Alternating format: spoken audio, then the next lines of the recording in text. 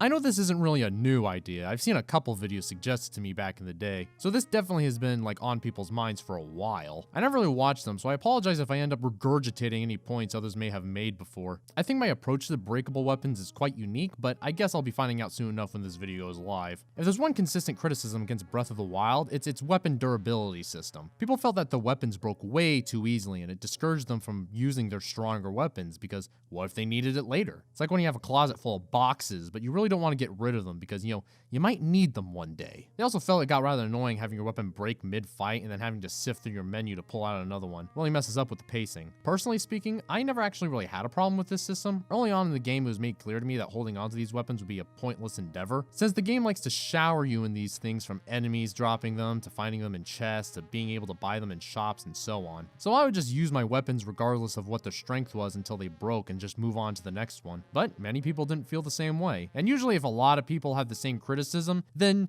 yeah, it probably is a legit problem. So I got to thinking how I would improve this system for the next game without outright removing it, because I feel like that would be a very boring answer. That'd be quite the short video, even though that may very well be what Nintendo does. It's too early to say, since despite the fact that there's 3 trailers, we still pretty much know jack about this game. But breakable weapons could be gone. We see Link using this fire sprayer, but I don't know if that's like a regular weapon or something, or just part of your arsenal. If they did get rid of breakable weapons, I wonder what Nintendo would replace what we find in treasures. Maybe now we'll find segues to get us back to the main topic of the video. Well, the first thing I feel like we need to somehow overcome is that one mental block many people have. People want to keep their shit, especially the stronger ones. So we have to figure out how to make it where people want to break their weapons. And the solution to that, I feel, would be that breaking the weapon comes with some kind of huge bonus. Now, to be fair to Breath of the Wild, technically already does this. When you smack an enemy and your weapon shatters, that hit will do double the damage. But clearly that's not enough in a reward. Many people don't want to get rid of something unless they absolutely have to, even if they have no need for said item anymore. So the reward for breaking the weapon has to be a big one. And I think giving different weapons different properties when they break will greatly help with this. For example, when your fire sword breaks, it causes an explosion engulfing the enemies in flames. Another can stun them with electricity so you can wail on them after the fact with your next weapon. One can launch an enemy really far. One that can cause them to take like double the damage for the rest of the fight. Things like that. Now, finding unique blows for every weapon might be a little challenging, but it's not like all of them need something spectacular. Like a stick doesn't need to cause an enemy to get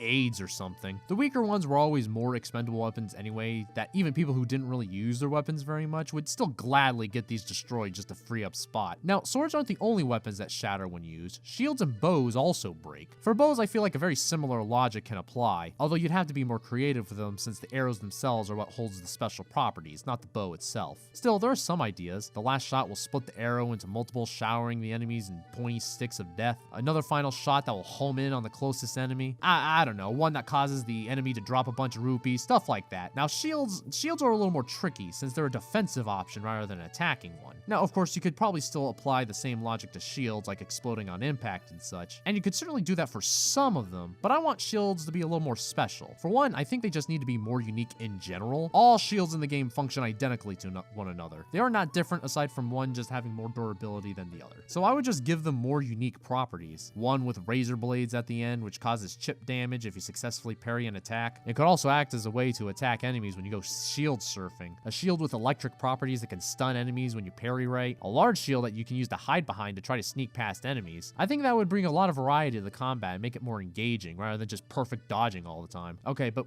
what about the durability? You know, the title of the video? Do we need to find another segue? Well, for shields, when they shatter, it should provide more defensive abilities. Maybe one that pushes you back pretty far to get you away from the fight. It'll also cause people to fall off the cliffs to their death and post funny meme videos online, which makes me smile. One that slows down time for a very short while. The game already has a time motif going on, so I think it would fit. I think giving these applications while snowboarding would be pretty cool too. Like the one I just suggested about pushing you back will send you flying forward when it shatters while surfing on it. I think all of these would make people more inclined to break their weapons since it could seriously give them an upper hand in combat and make things more interesting, and for funny clip videos especially. Now, there can be an argument argument that this would still be annoying since you can't really plan around it, a weapon breaking is just something that kind of happens, which is also why I suggest making the durability bar visible for your weapons when you have them out. They don't need to be like massive screen hogs, just shoving them in the corner would be more than enough. If you really want, you can tie it to a piece of gear like how the champion's tunic lets you see the enemy's health. So if you don't like seeing those like little green bars, then you don't have to. It would make it where you can purposely set up certain situations to get massive kills, or not being taken off guard when your shield shatters while you're surfing and you end up in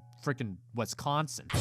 I think with these ideas, your weapons breaking would go from a minor or major annoyance depending on who you ask, to a really fun and unique way to tackle combat, and bring new approaches to how you go about taking out these enemies. There is one more thing I want to talk about that's a little unrelated, which is why it's at the end here. I think being able to select 3 weapons on a wheel that you can freely switch on the fly with like the D-pad or something would be really great when it comes to interrupting a fight. So instead of pausing a game mid-battle, you can just pick a direction on your directional pad and it'll automatically pull out your next weapon. Then you can select a new weapon from the slot after the battle has already concluded. Just a small thing that I think would help with flow and pacing. And that's how I would fix weapon durability. Thanks for watching, and I hope you tune into my next video when I try to improve this couple's relationship. Have you considered introducing some quality of life updates?